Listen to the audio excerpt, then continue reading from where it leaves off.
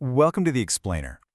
So, have you ever just looked around at your life, maybe after a really long week or a weird string of bad luck, and felt this huge universal sense of frustration? You know, that creeping, super uncomfortable feeling that you're just entirely out of control? Like you're nothing but a passive passenger, just reacting to the crazy circumstances, the difficult people, and the chaotic events getting thrown your way. Well, it's a completely common human experience.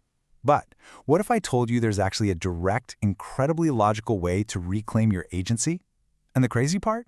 The mechanism to do it is literally sitting right inside your head. Today, we're diving deep into the profound mechanics of human consciousness.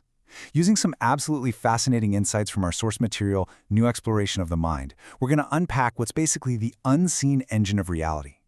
Get ready, because truly understanding this changes everything about how you navigate your daily life. But before we get into the nuts and bolts of how this engine actually operates, we need to set the stage with a massive philosophical question. What truly makes us human? It's a question the greatest thinkers have wrestled with for centuries, right? Is it our physical bodies, the fact that we walk upright? Is it our complex cities, our art, or all the advanced tools we build? To really grasp the immense power of our minds, we first have to agree on what actually constitutes our core identity. Okay, let's dive into this. The source text brings up a very famous, very poignant quote from the 17th century philosopher Blaise Pascal.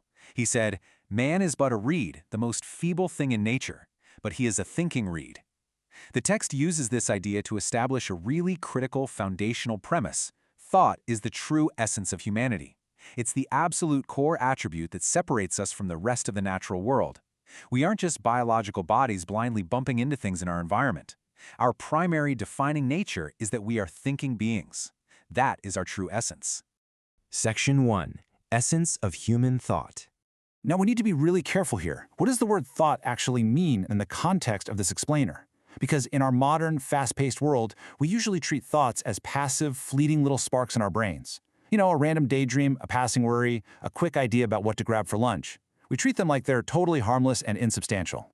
But we have to stop viewing our minds as just passive observers. And this brings us to the absolute core concept today, the dynamics of the mind, or in the original Japanese, kokoro no rigigak. The central principle here is that thoughts are not passive at all. Actually, quite the opposite. They are highly active, deeply creative, and profoundly energetic forces. They literally possess the capability to create reality and to destroy it. The text calls this unseen energetic force nen, which roughly translates to thought energy, or the intense power of the focused mind. It's an actual, unseen engine, constantly humming in the background of your existence, pumping out very real energy. Let's move on to Section 2. Thought as Creative Power. If thought is an actual energy, a dynamic, moving force, what is it actually doing? Let's look at the literal capabilities of this thought energy, or nen. According to the text, in the spiritual or multidimensional realms, this energy is instant and obvious. If you think of a building, boom, your thought energy creates it right there. If you wish to travel across space, your thought instantly moves you there. It creates reality, it drives action, and it can build up incredible structures or wipe them out in a flash. Now here is the huge secret the text reveals. This exact same force is constantly operating right here on Earth, in our physical world. The only difference? The physical density of our three-dimensional world just slows the process down. You might not instantly materialize a skyscraper out of thin air, but the creative and destructive power of your persistent thoughts is still very much at work, gradually, but very surely, shaping your reality day by day. Which brings us to Section 3, Mind Reflects in Appearance. And just a quick reminder, all of these profound insights into the mind-body connection and the laws of spiritual physics come directly from our source material, New Exploration of the Mind. This text really acts as a structured blueprint for understanding how our unseen thoughts dictate our seen reality. To really grasp the magnitude of this, we need to bridge our internal and external worlds. We need to look at how our invisible thoughts quite literally change the physical vehicle we inhabit. This introduces the concept of the non-duality of form and mind, a principle known as Shikishin Funi. This idea completely shatters the illusion that your mind and your body are separate things. It reveals that your internal states, your persistent thoughts, your hidden intentions, your everyday moods, are intimately connected to your external form. Specifically, your physical appearance and your expressions. They aren't two separate entities. They're literally two sides of the exact same coin. Over time, your dominant thoughts permanently mold your physical appearance, A mind filled with anger over years will physically reshape the microexpressions and the actual structural resting state of your face. And that leads to a pretty famous and honestly somewhat intimidating rule highlighted in the text. Once you hit age 40, you become entirely responsible for your own face. Why 40? Well, because by the time you reach 40, your face is no longer just the product of the genetics you were born with or the youth you enjoyed. It has become a perfect, undeniable physical manifestation of 40 years of your inner thoughts. It is the carved, sculpted result of the unseen engine of your mind. If you've held on to resentment, it shows. If you've cultivated joy, it shines right through. You literally cannot fake it anymore. This makes perfect, logical sense when you zoom out and consider the broader spiritual laws the text outlines. In the spiritual realm, your true form simply cannot be hidden. The text plainly states, angels appear as angels, and demons appear as demons. You can't mask your inner reality when you shed the physical body. And honestly, even here on Earth, don't we see glimpses of this all the time? Think about it. You can almost instantly spot the intense, structured aura of a strict teacher or feel the heavy, dark atmosphere of a deeply angry person just by observing their mannerisms or looking in their eyes. Ultimately, our true internal state will be completely impossible to hide. All right, Section 4, the law of wavelengths.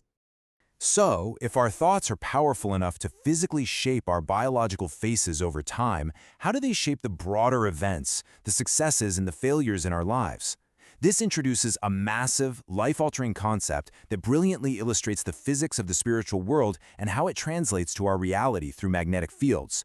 Here are the mechanics of attraction, laid out step by step. Step 1, your internal thoughts emit a specific, measurable frequency or wavelength. Step 2, these frequencies constantly seek out matching vibrations in the world around you. And Step 3, the golden rule.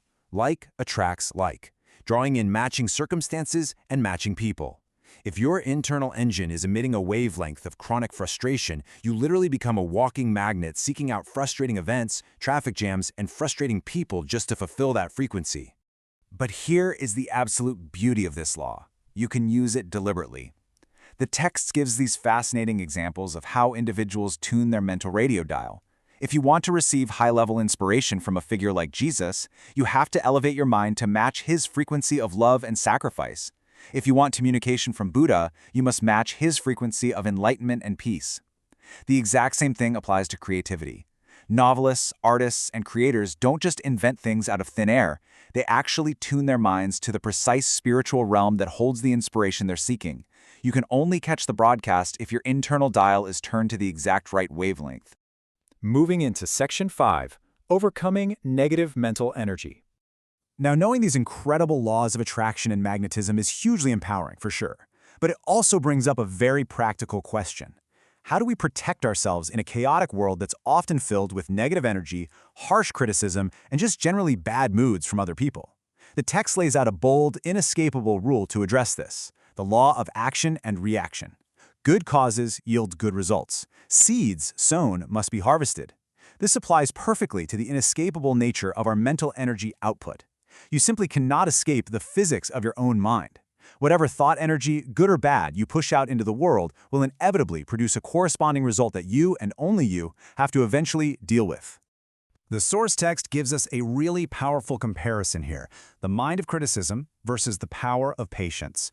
Emitting a critical, highly negative wavelength is fundamentally destructive.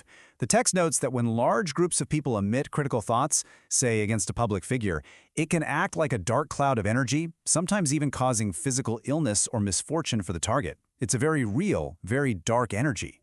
But on the flip side, standing against this destructive force, we have the ultimate protective shield: cultivating patience, which is often referred to in the text as endurance or forbearance. So, how do we practically apply this shield?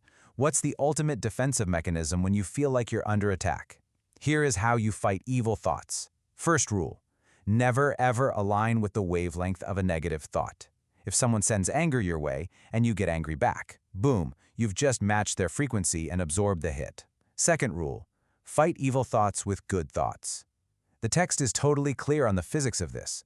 Without a matching frequency on your end, the negative energy literally has nowhere to land. It cannot attach to you. So what happens? It simply bounces off and returns right back to its sender.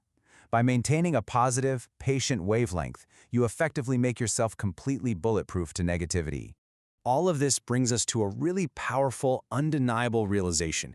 You are the sole driver of this unseen engine. Your thoughts aren't just passive observations. They are actively designing your reality, your circumstances, and even your physical body right at this very second.